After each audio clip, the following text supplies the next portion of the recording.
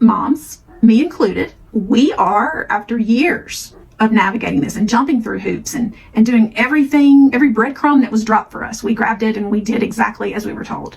And what I learned, and what many have learned, is there will always be another hoop.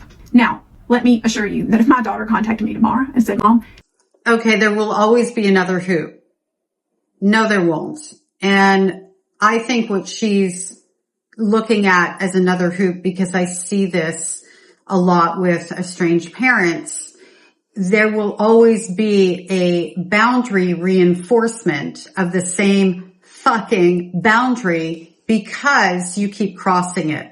And you see that as another hoop. There will always be another reinforcement when you try to find the loophole to squeeze into. Yes, a little snarky sparky in there too.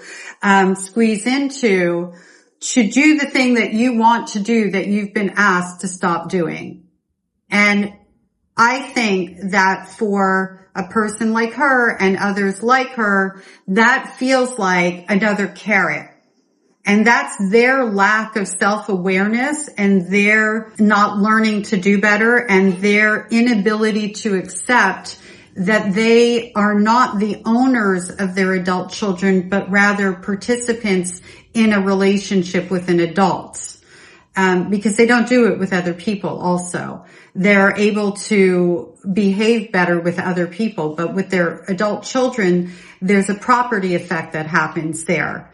So when she puts it that way, I just kind of want to break down where I see that commonly coming from. And I say it that way because nothing is 100% of the time. We're not doing absolutes here. It's a common thing though, the reinforcement of the boundary. Oh, another carrot. No. You're repeating the same behavior. You're just maybe using different words or it's around a different topic. The boundary is what the boundary is. And that typically has to do with some things like unsolicited advice. Oh, but you said I couldn't advise you about that. No, I said I didn't want advice unless I asked for it. Oh, well, that's another carrot. That's a perfect example of how that rolls out. Or, why are you wearing that? Or, did you gain weight? I told you I didn't want you to talk about my appearance. Well, I didn't ask about your appearance. I just made a comment. No, I told you I didn't want you to talk about that. Well, no, I didn't make a comment about, I'm just saying the outfit's not great. Right? And it can feel like a carrot again. That's where this comes from.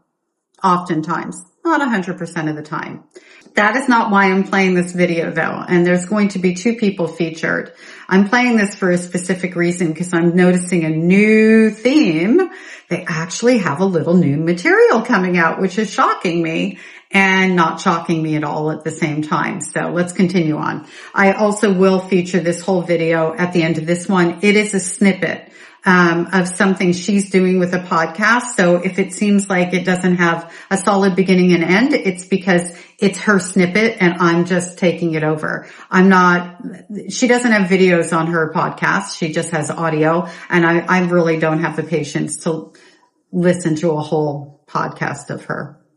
And apparently this is the important snippet of the podcast, or else why would she be posting it anyway? Okay, let's go. I want to make this right. I want us to work towards having a healthy relationship. Yes, ma'am. I would write that second. Listen to her and then hear what her thoughts were on that. And if she asked my thoughts and if she was curious about my own boundaries and thoughts, I'm very clear about I will have boundaries. I simply will be very cautious for my own mental health. What that looks like for me is there would definitely be a mediator involved, and there would definitely be someone who is not labeled as a trauma-informed coach, which is code for I'm about to tell you that all the problems in your world are because your mom is a toxic narcissist. There will not be, on my end, a trauma-informed therapist. There just won't, because they don't have your family reconciliation as their goal. That makes me so sad, because the one thing that should exist, in my opinion, in every therapy practice is to be trauma informed. It avoids victim blaming and shaming. It avoids triggering your client. It it creates a situation where your client, where as a person going into therapy, you can be assured that the person you're talking to is working with good tools to make a safe space for you that has a plan for your healing in terms of helping you to develop the tools that you need based on the things that you're asking for, not me imposing what I think it should be onto you. And the way that she's wording this, it makes it feel like trauma informed, which is absolutely not the case, is looking for the trauma. No, we're validating experiences. We're giving them the gravity, the weight that those experiences should have. We are validating if something that's been normalized isn't actually healthy behavior. And in no way are we telling people they should be going no contact. That has nothing to do with whether or not you're trauma informed. And notice she led with coach. And do you know why she did that? She did that because what she really wants is for her adult child to shift her mindset so that she doesn't have to be accountable. What she really wants is for her adult child to look at her differently rather than her having to take accountability and validate the pain that she's caused. What she really wants is her adult child to garner the tools to navigate her and respect her boundaries, of which she will have many if her adult child is curious enough, rather than to heal the relationships and even possibly look at her own trauma, which she is obviously avoiding if she's not going into any sort of therapy that deals with actual trauma, particularly being with someone who's trauma informed. Trauma informed is really just about another level of safety, and responsible language. That's a big portion of it. At the end of this video, I'll put up like a little screenshot of what trauma-informed care looks like.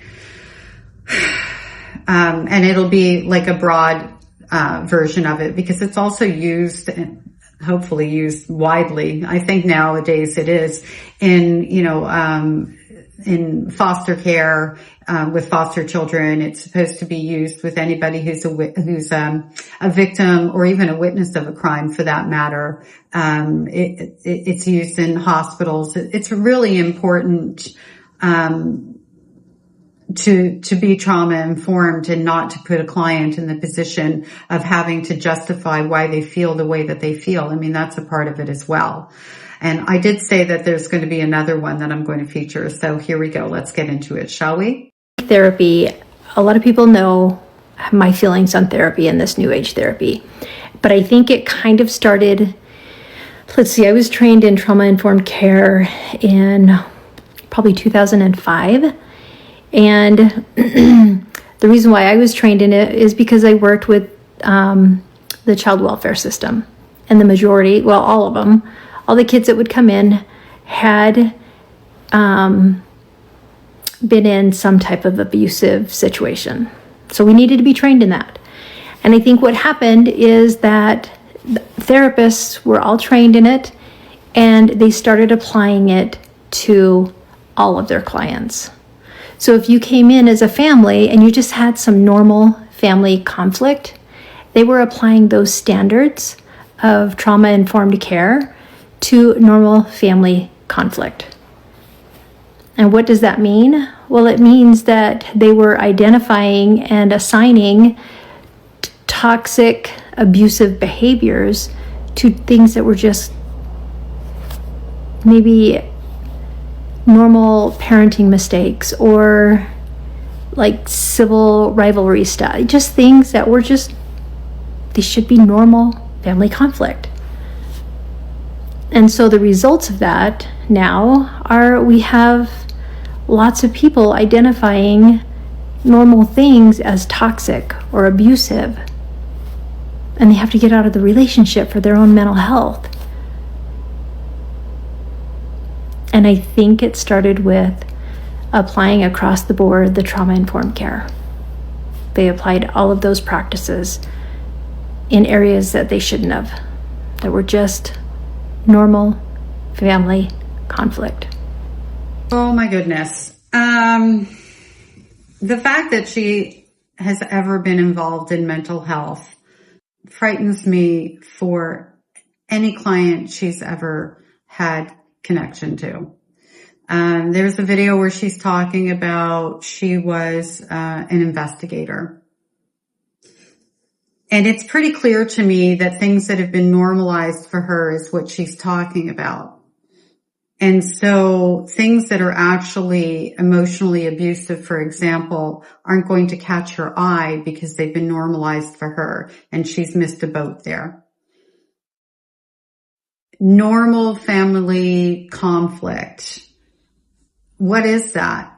And when we're in family therapy, it isn't about identifying normal family conflict. It's actually about developing the tools for conflict resolution if they can be developed, if people are also willing to take accountability. We're not identifying in trauma-informed care a trauma that isn't already there. We are validating the experiences of each individual and how they feel. And that's what trauma-informed care is at its core. It's about not invalidating. It's about and validating. It's about creating a safe space. And there is some identification of things that are not normal. I would say healthy. That's the better word to put, in a family dynamic. And just because something got normalized for you in your childhood and then you demonstrated those same behaviors as a parent to your child doesn't mean that that's normal in a family or healthy or not damaging. We're not inventing the trauma as a trauma-informed care provider. And the fact that she's trained in that and she's misleading people into believing that we're taking normal behaviors and making them into something they're not is just so incredibly vile. I use that word a lot, but I cover these people a lot. She's not an estranged parent yet, by the way. I say yet because, wow, it's really making me wonder how her child or children are tolerating connection to her, because she really has a problem with estrangement and really is on the side of the estranged parents in this blind sort of way. And what that says to me is she's experienced trauma that she has difficulty facing because it's painful for her. Just kind of an example of how something can become a behavior that erodes a relationship. So let's park trauma to the side for a minute. I had a client, a mom, who definitely has a lot of anxiety, anxious behaviors, needs a lot of control, and is 100,000% a trauma survivor, and was just starting to wrap her head around some of that and starting to separate the parent that she loved from some of the things that they did. Because, we pass down trauma. Just because our parents have done something that has hurt us doesn't mean that we have to throw them out the door. It's what happens afterwards that indicates whether or not we can have a relationship, how that parent owns or doesn't own who they are in the present, current adult child to parent relationship. And so one of the reasons also, I think sometimes people like this have difficulty identifying that their parent can both be someone who hurt them, and someone they love and can maintain a relationship with. It's like they feel like maybe if they learn those things as being identified as trauma, now they can't have a relationship because they're very black and white thinkers. So this client when she was married, she had daughters. I also had her daughters in therapy with me. The daughters came first and then she came later. And they're doing quite well now, so that's exciting. Anyway, not without some bumps and whatever, but much better. Let's put it that way. Anyway, back in those days, back at that time, she called her mother every day to check on her mother. And that was her job in her adult life. That was what her mother did with her grandmother, and that was part of what the expectations were. And life at that time would make that actually pretty appropriate because her mother was a widow, lived alone, kind of not super far away, but far enough away. You want to call and check and see if your mom's okay and alive and blah, blah, blah. That's the thing, right? And how that got passed down with her daughters is that if her daughters aren't constantly checking on her, even though she lives with her husband and 2 of the children live at home, the ones who don't, if they don't check on her every day, she feels like they don't love her and value her. Because that's how she was taught to show love and value, and she wasn't taught how that transitions with what's going on in present world. And so it's now become this sort of power struggle, or did become a power struggle, and this sort of controlling behavior that she based her self-worth on. Pointing out that that isn't applicable to her relationship today, and those standards don't need to be in place for her to feel loved, and diving into why she feels unloved when she isn't receiving the same from them that she gave was where the sweet spot is. It's where the healing happens, and it's also maybe where some sadness happens because maybe you feel bad that you put your kids through that and those moving pieces. Anyway, I kind of went off a beaten path here, but what I guess I'm trying to say is trauma-informed care isn't about vilifying somebody. It's about creating safety, and then about creating tools, developing tools for whoever is in that care, like a family, for example, to be able to navigate their relationships with love and respect and accountability, rather than trying to help somebody adjust their behaviors to tolerate what somebody else chooses not to change. And when I say chooses not to change, what I mean by that, chooses not to change because they don't find a need to respect their adult child, because they're probably looking at that adult child as property. And normal sibling rivalry, I want to get into that for a moment. Sibling on sibling abuse is rampant in these types of family systems, and it is extremely under-addressed. If one sibling is abusing the other, it's our fault, the parents' fault, because the parents are the ones who form the relationship between the siblings. The siblings don't form their own relationships. How we teach them to interact, how we teach them their value is to one another, is how we teach them. So in other words, if I am vilifying, scapegoating, diminishing, invalidating, talking poorly about, smear campaigning one child, and then I'm elevating the other one, the one that I'm elevating is looking at that child like there's something wrong with that child. And in order to be my teammate as that parent, they're going to also become equally abusive to that child, because they've been taught that that's what they're supposed to do. And that's also going to damage their cognitive empathy and the empathy that they were born with. That's sibling on sibling abuse. That's how it develops. That's how it rolls out. And that's how it expands even. Normal sibling rivalry, is, when they're fighting over a toy or something like that, or they're competing over something, there is a normal sibling rivalry.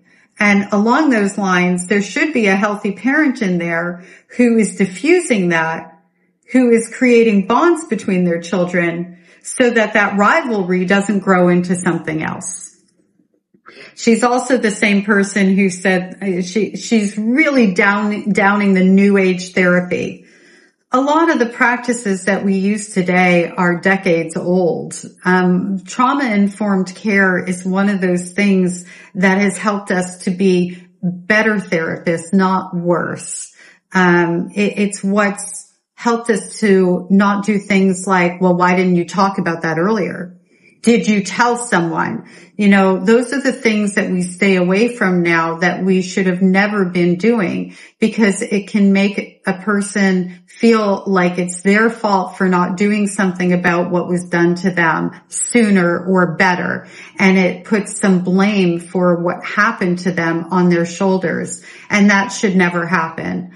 I had a client who at 11 years old was babysitting and her mother was taking all her money. My mother did that to me too.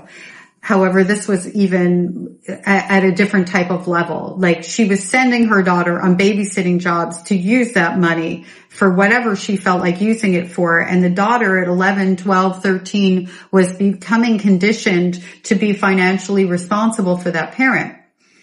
At 16, she finally escaped the environment. And how did she escape it? She went and became an exotic dancer, and she felt terrible about herself and went through lots of different experiences as a result of that. And there were many leading up to that. She came from also a background where the father was CSAing and all the things and being sent back to him, and the mother was doing that. And there were lots of other pieces in there, and the father eventually ended up going to jail. And incidentally, this daughter at 17 testified against him, and the mother never showed up to support her in court. Like, effed up at a level, right? We don't compare trauma. So, trauma-informed care, damn, oh no. I invented all that trauma by saying that, and I'm creating the breakdown of the relationships by saying that. Anyway, as she's telling me this story, or sharing her experience with me, she's feeling like I could see visibly uncomfortable. And I said to her, how are you feeling right now? She goes, well, I haven't wanted to tell you this. I'm so ashamed that this is what I did. And, you know, I don't want you to think less of me because, like, I was an exotic dancer and I know how wrong that was and what a terrible thing I did and all this, that, and the other. And she'd been to therapy before, and her previous therapist had really villainized her for being a 16-year-old child who ended up becoming an exotic dancer to put herself through college, by the way. And if she hadn't, that wouldn't matter. But there was also, like, she took what she did as a stepping stone to build a really good life for herself in many, many ways. With no roadmap whatsoever from her mother that she had the value to fight for herself for. I don't even know where she got the strength to do what she did. And this other therapist had shamed her for that. That's what not trauma-uninformed care looks like, right?